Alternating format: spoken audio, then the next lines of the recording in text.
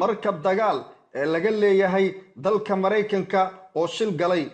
markabka ay leeyihiin ciidamada badda ee Mareykanka ayaa wararku sheegayaan in uu shil galay.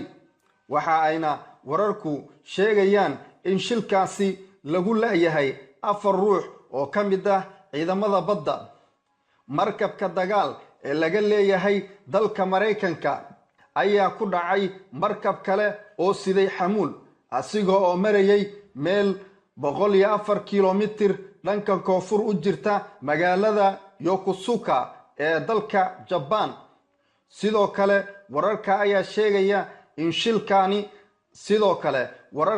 sheegaya in shilkaani uu sababay dhaawac 2 askari oo ka tirsan ciidamada badda. hase yeeshee wararka ayaa sheegaya in durbadiiba loola cararay isbitaal.